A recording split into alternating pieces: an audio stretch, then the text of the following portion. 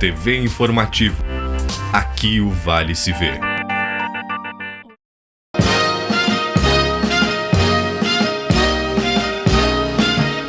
Senhoras e senhores, é com muita satisfação, grande satisfação, que eu volto aqui com o Dr. Gerson Zanquetin, brilhante advogado, conhecedor da história não só do Brasil e de muitas grandes partes do mundo, para darmos sequência no que foi falado a todos vocês na semana anterior.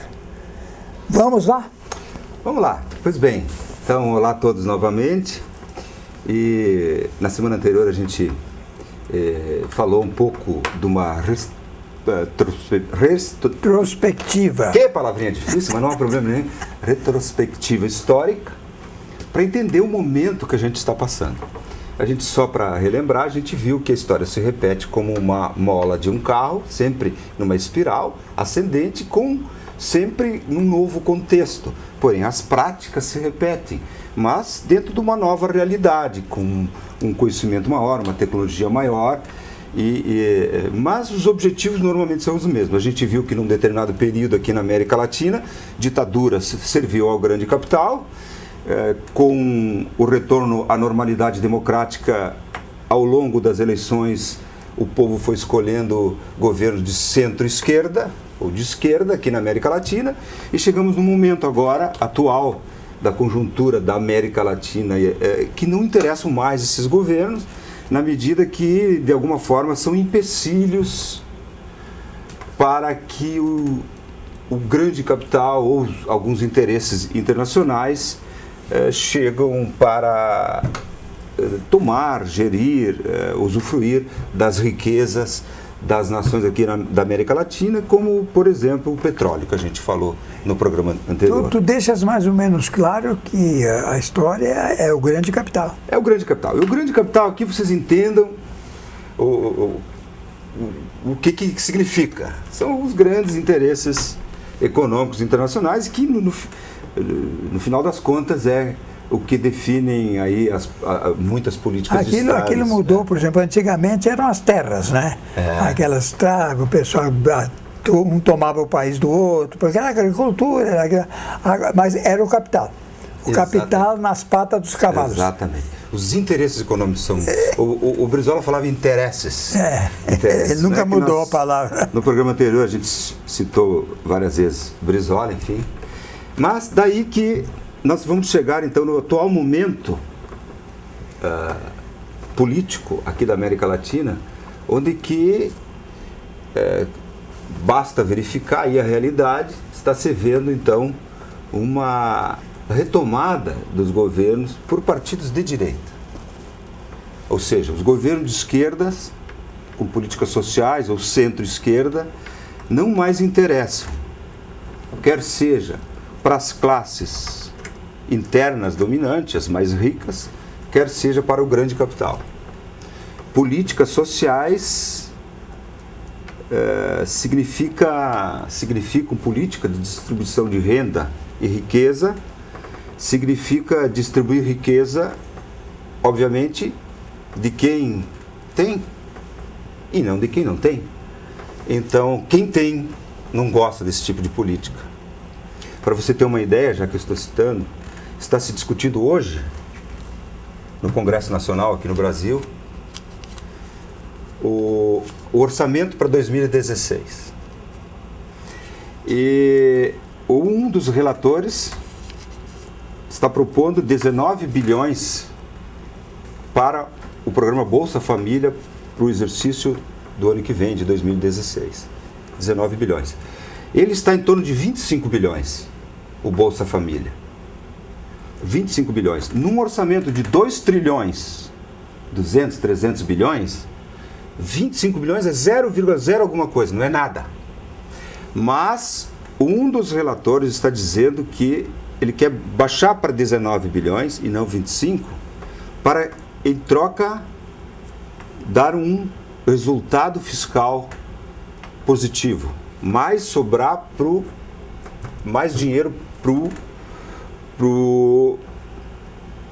não menos déficit fiscal, ou uma sobra maior de dinheiro. Tem uma palavrinha técnica que eu vou me lembrar daqui um pouquinho. Só que o ministro, um dos ministros do governo, disse que não se mexe, superávit fiscal é a palavra, ok? Um dos ministros do governo disse, não, o Bolsa Família não se mexe, nem se nós temos que diminuir o superávit fiscal em 6 bilhões. O que significa isso, superávit fiscal? Tem que sobrar dinheiro para quem? Para pagar juros. E pagar juros é para quem? É o sistema financeiro. Os grandes, que se você olhar os números, são os que mais ganham nesse país. É para você vai pagar a agiota ao invés de quem precisa ter um alimento. No dia a dia. Eu vou te contar uma pequena historinha. Aqui em Lajeado aconteceu, as pessoas não sabem o que é o Bolsa Família. As pessoas nem têm ideia o que é o Bolsa Família. E nas redes sociais se vê as pessoas escrevendo absurdos sobre isso. Aliás, para opinar, tem que se informar. As pessoas opinam sem se informar. E aí sai cada coisa absurda. Bolsa Família é mais ou menos o seguinte, aqui em Lajeado, os médicos de família vou contar uma história que eu ouvi num programa que eu participo aí, programa de uma TV aí, enfim, o médico foi numa casa de uma família humilde, chegou lá, encontrou a mãe e uma filha com um bebê de colo, um bebê, o bebê desnutrido e a mãe passando fome. E ele perguntou, o que está vendo? E ela disse, o meu marido me deixou. Eu estou distante dos meus familiares e não consigo ir trabalhar. Estou passando muita dificuldade, alguns favores de vizinhos estão me alimentando a mim e meu filho. Filho desnutrido. O que o médico fez? O médico cubano até, esses que alguns criticam. Ele voltou para a unidade básica de saúde, imediatamente chamou uma assistente social do município e foi lá na casa daquela mulher. Chegou lá e imediatamente escreveram no Bolsa Família. Pelo menos aquela criança teve o que comer. Esse é o espírito do Bolsa Família. Se há os que fazem falcatrua no Bolsa Família, é problema de crime. Não E esses que fizeram falcatrua cometeram um baita de um crime. Esse sim tem que pagar. Porque o que esse governo fez, seja o que for, mas ele está dando casa, está dando comida, está dando a medicina, está dando tudo isso. E os mesmos líderes daqueles que estavam trabalhando com o ideal, aqueles líderes não tinham esse ideal, eles tinham aquele líder do capital. Era o capital se metendo no social. Exato. Aí, Oswaldo, eu pergunto, por que eu dei esse exemplo? Bem, só o caso dessa senhora aí, essa mãe, ela, obviamente, que teve um pequeno aporte de recursos. As pessoas não sabem também, Oswaldo, que o Bolsa Família, você sabe qual é o máximo que uma família com 5 crianças em estado ganha? 340, agora aumentou um pouco, 300, alguma coisa? Por mês, não é nada. Porque vão deixar de trabalhar, vamos alimentar vagabundo. Não, é estado de necessidade. Esse é o espírito do Bolsa Família. Aliás, extremamente elogiado no mundo. Sim. Agora ganhou mais um prêmio da ONU. Fantástico. Copiado. Foi copiado até em Nova York. A gente acha que os Estados Unidos não tem, foi copiado lá. E as construções também teve repercussão internacional. Sim, a Minha Casa Minha Vida. Eu peguei esse exemplo aí. Daí essa mãe, em seguida ela conseguiu então dar uma equilibrada na vida emocional dela, ela pôde alimentar a criança aí, ali logo à frente foi para uma creche e ela arrumou um emprego. E no momento que ela arruma um emprego e é assinada a carteira, lá na Caixa Econômica Federal é automático. Quando ingressa o CPF dela no FGTS, ela automaticamente perde o Bolsa Família. Não é ninguém daqui que vai dizer eu vou tirar e vou botar, não. É uma coisa automática. As pessoas não sabem disso. As pessoas têm que se instruir. E para receber o Bolsa Família, a criança tem que provar frequência escolar. Se é uma criança de colo que não vai a criança tem que se submeter a atendimento médico e verificar se ela não está. se ela está tendo peso, se está saudável, porque pode ser que o dinheiro não vai para a criança. Então há uma fiscalização do Estado para aqueles recursos. O que eu sempre tive medo é que no meio desses que trabalhavam com Bolsa Família, com uma medicina, com as casas, estava do grupo deles, eles tinham um grupo que estava fazendo capitalismo para eles. Isso são as anormalidades, é caso de polícia. O programa como um todo, ele tem aquele objetivo inicial que eu te disse. Não tem e eu acho que qualquer um que está nos ouvindo... Só que quem estragou aquilo foi gente que a cabeça deles, eles tinham na cabeça deles o capital. Capital, perfeito, fechou. Bem, eu fiz esse exemplo para dizer, veja como tem duas formas de se pensar a política. Uma, você se preocupa com o social. E outra, você se preocupa com o capital. Você usa o social para fazer o teu capital. Sim, no caso, sim, mas o que eu quero dizer é que há formas diferentes de se pensar políticas de Estado. Eu posso estar falando nesse... Agora eu vou entrar de novo, agora eu vou voltar isso ao tema. Bom. Então, você tem formas diferentes de ver como administrar o Estado. Eu posso assumir o Estado e criar leis que beneficiam o capital. Eu posso assumir o Estado e criar leis que beneficiam o social. Quanto mais o governo cria leis que beneficiam o social, ele é de esquerda. Quanto mais ele cria leis que beneficiam o capital, ele é de direita. Isso é um conceito antigo.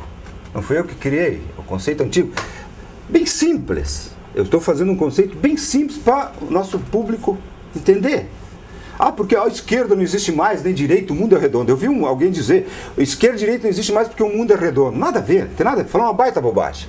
Existe o capital de esquerda e o capital de direita. Um se ajuda, um ajuda a população, o outro é só banco. Mas a revolução, ela começou, que não era da esquerda. Eles começaram o negócio de casas e de coisa. Foi a revolução que começou isso. Bem, a gente está fugindo, mas eu quero... Ok. Agora eu estou aproveitando tudo que eu puder tirar. Pode tirar, não há problema nenhum. Então, nós chegamos num momento em que esses governos que se preocupam com políticas sociais não interessam mais a determinados setores da sociedade. Setores da sociedade não aceitam mais. E esses setores que não aceitam internamente, eles se aliam historicamente aos setores de fora que querem, de alguma forma, vir aqui explorar nossas riquezas, vir aqui obter lucro aqui, que é próprio do capital. O capital tem que ter lucro, não há problema nenhum. Aí eu não tenho divergência com ninguém. Agora tem que saber o limite do lucro.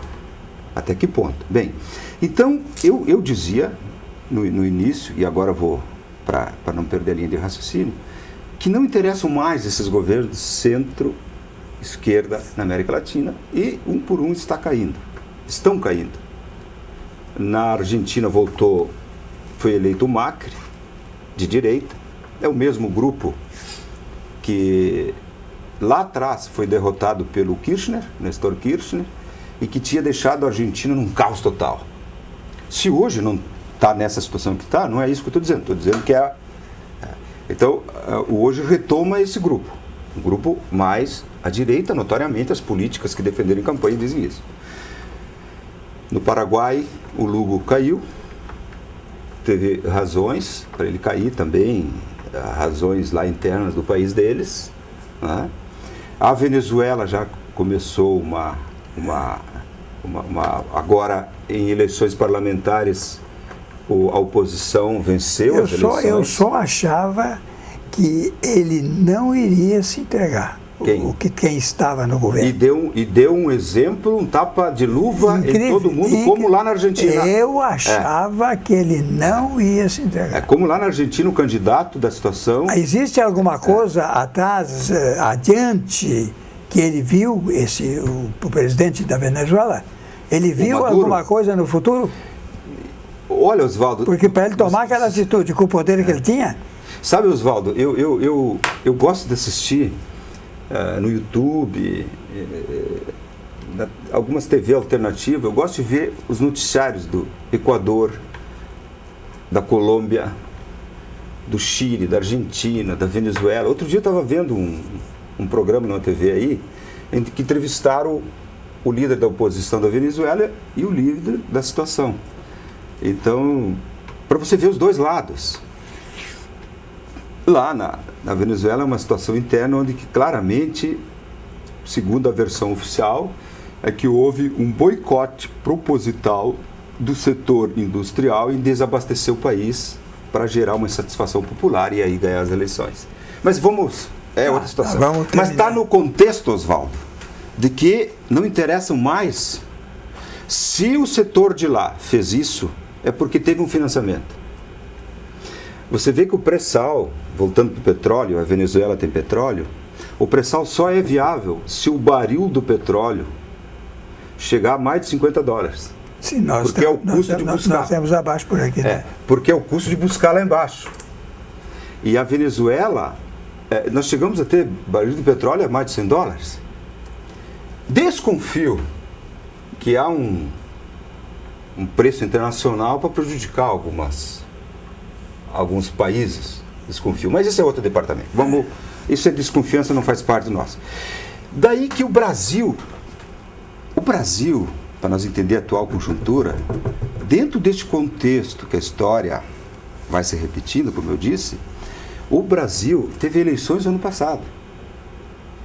E houve uma discussão muito forte daquilo que eu falei, um grupo de políticos sociais, um grupo que ia prestigiar o capital, claramente eram as propostas. E o que aconteceu? O grupo perdeu as eleições. E teríamos que esperar no Brasil mais 4 anos para uma nova eleição. Aí vem o impeachment. Mais 4 anos. E o Brasil, pela sua situação geográfica, geopolítica na América Latina, ele é um pilar de sustentação de vários governos de centro-esquerda e esquerda. O Evo Morales, a própria Venezuela, de alguma forma, o Brasil. Porque se eu não sou teu amigo, eu não tenho muito acesso aqui. Não é o caso. Eu quero dizer que se tu é amigo, tu tem uma proteção.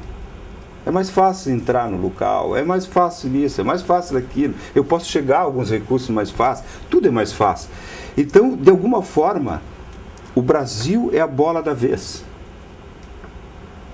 O Brasil não interessa mais o governo de centro-esquerda. Aí nós vamos para quê? Você já respondeu. 15 dias depois da posse, já se falava em impeachment aqui no Brasil. Mas vem cá, 2, quase 3 milhões, agora não me lembro. Mas acharam que era mais fácil. Agora podemos entrar nisso. Bem, nós estamos num momento muito difícil. Tu tem 10 minutos. Se não, pai, meu Deus. Não, vamos lá. Então vamos lá. Um impedimento de um presidente, nós vamos chegar a algumas conclusões rapidinho. O impedimento de um presidente, pelo artigo 85 da Constituição Federal, ele só pode ser impedido, o presidente da República ou a presidente, pela nossa Constituição Federal, que é a nossa lei maior, se a figura do presidente e da presidente cometer um crime de responsabilidade. Ele, pessoal. Não é uma questão de governo e bem e mal. Claro. Ela, pessoal, ela. E aqui está claro, são crimes de responsabilidade os atos do presidente da República que atentem contra a Constituição Federal e especialmente contra a existência da União. Eu te pergunto, está algum problema da integridade nacional? Alguém está querendo desmembrar, criar, desfazer, está vendo ruptura? Não tem nada, nada contra. A União está aí, tranquila, estabelecida. O livre exercício do Poder Legislativo, do Poder Judiciário, do Ministério Público, dos poderes constitucionais da Unidade da Federação, está havendo algum impedimento? Está havendo alguma interferência do Presidente da República diretamente porque o Judiciário não julgue, ou o Legislativo não faça isso, não faça aquilo, ou o Ministério Público não possa ficar apurando corrupções e coisa e tal? Nada, absolutamente. Para você ter uma ideia em relação à corrupção, no governo FHC foram em torno de 50 e poucos processos de investigação de corrupção. A maioria arquivado. Se você lembrar, o Rangel, na época, o Procurador-Geral da República, era chamado de o Engavetador-Geral da República. Você sabe quantos processos de investigação de corrupção no Brasil, no governo Lula e Dilma, foram feitos? Mais de 2.050. Quantos engavetados? Nenhum. Outro item da crimes de responsabilidade. E veja, no governo Lula e Dilma, cortando a própria carne. O exercício dos direitos políticos individuais e sociais. Alguém está se sentindo? Não, nós estamos aqui com ampla liberdade de falar. Eu estou falando coisas que quando eu entrei na universidade em 79, as gerações novas não sabem. Se eu dissesse o que eu estou dizendo, eu ia para a cadeia. Certamente aqui fora ia estar um policial federal me levando preso. Não é verdade? Na época da ditadura, se eu fosse falar isso que eu estou falando, eu estava preso. Eu tenho ampla liberdade de falar o que eu quero. Isso se chama democracia. Estado democrático de direito. Outro item, a insegurança interna do país. Que ato ela fez contra? Probidade da administração, lei orçamentária e cumprimento das leis e decisões. Bem, qual é o fundamento pro impeachment? Pedaladas fiscais. Ora, o que são pedaladas fiscais? Pedalada fiscal é muito simples. Quem pagam, vamos pegar um exemplo, o Bolsa Família. Quem paga o Bolsa Família é a Caixa Econômica Federal. O governo tem, vou dar um número aqui para a gente raciocinar, 100 milhões neste mês para pagar o Bolsa Família. Tem em caixa lá na Caixa Federal 80 milhões. A Caixa empresta 20 e no mês seguinte deu a pedalada. Repõe. Se o governo põe a mais lá na Caixa, para já adianta no mês, de alguma forma, adiantou um dinheiro a mais lá. Esse dinheiro que ela adiantou a mais, a Caixa paga juro. O ano passado, neste equilíbrio de contas, Caixa e governo, a Caixa pagou em torno de mais de 140 milhões de juro para o governo. Isso não é dito. Então, as pedaladas fiscais, 19 governadores fizeram e fazem. E certamente vão continuar fazendo para poder administrar. Os governos anteriores fizeram no Brasil.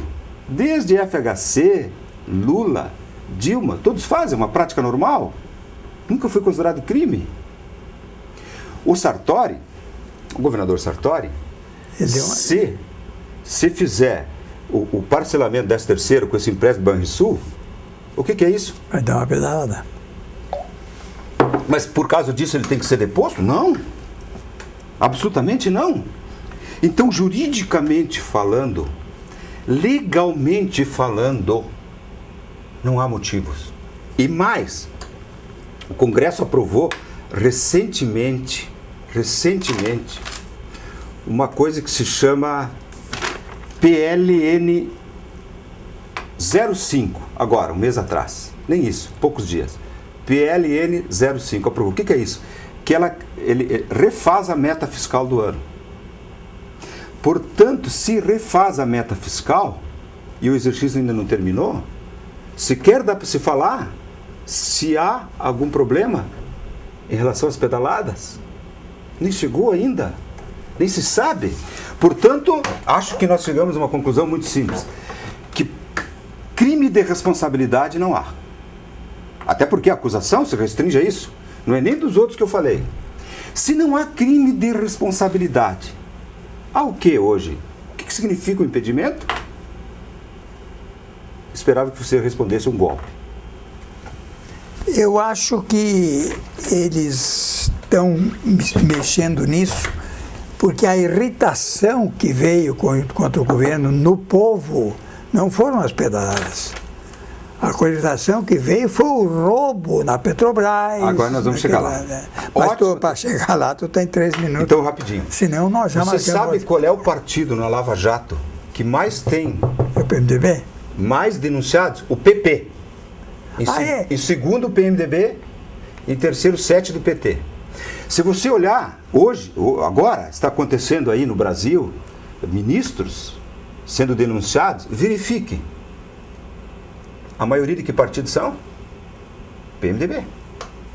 Mas o PMDB é muito profissional. Então, o que está vendo hoje? Hoje está havendo uma articulação no país. A Federação das Indústrias, agora, dia 14 de dezembro, fez um manifesto, que é o Paulo Scaff, filiado ao PMDB, aliado de Temer, fechou dizendo que estão absolutamente de acordo com o impedimento e argumentaram ajuste fiscal. Foi anunciado no ano aí, me permite aqui, foi anunciado ao longo do ano, mas não foi feito o ajuste fiscal, perspectiva de estouro no orçamento próximo ano, total falta de credibilidade do governo. Mas isso aqui é motivo de crime de responsabilidade? Não, não é. O senhor imagina o seguinte, o momento é isso, eu estou no final, é de defender a democracia, não é defender o PT, o governo, não. E esse governo foi boicotado durante o ano todo. Foi com projetos que passou na Câmara, absurdos, que iam criar um déficit enorme no orçamento do ano seguinte, se aprovado, as pautas bombas e a ameaça de impedimento todo o tempo. Houve um grande boicote que não permitiu sequer governar. E por que o candidato que perdeu para Dilma, por que ele ficou quieto? Hein? Nesse momento agora? É boa pergunta, isso eu estava pensando hoje e vou te responder. Para mim é muito claro. O MDB, antigo, Movimento Democrático Brasileiro, que botou um pé na frente, sempre foi, na verdade, vários tipos de pensamento. Tanto que aqui no Rio Grande do Sul, nós temos um governador que não apoiou a Dilma e o PMDB é vice.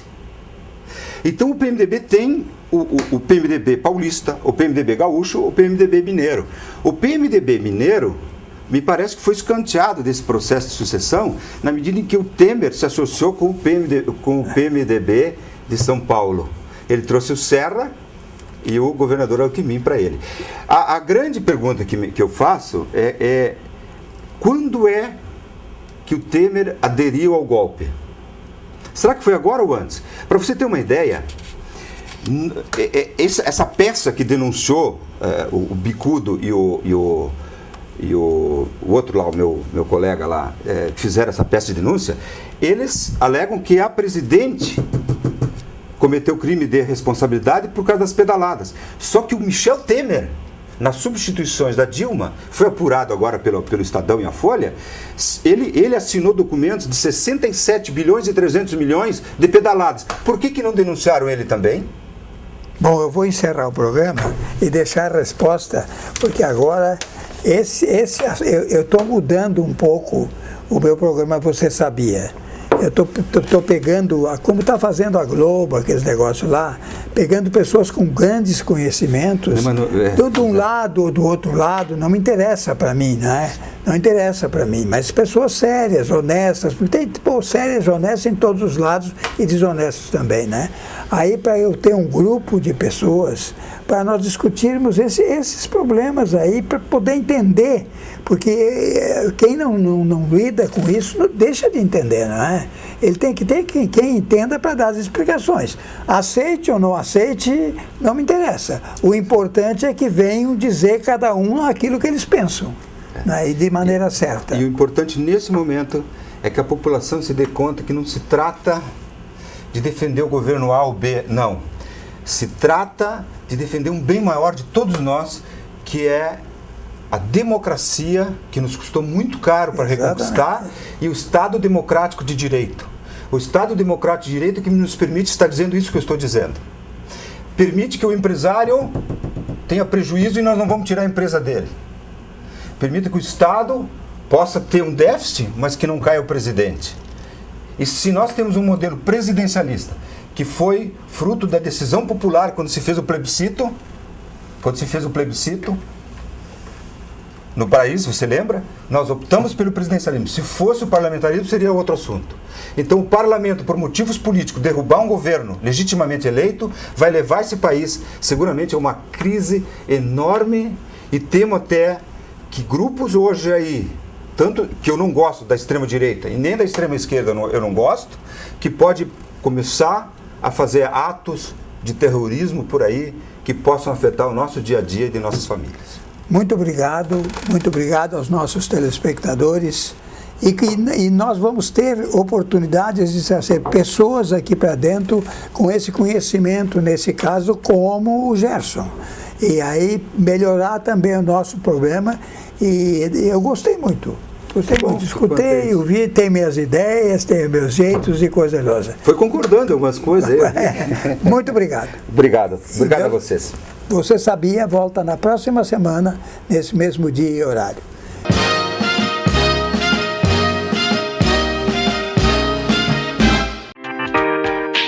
TV Informativo. Aqui o Vale se vê.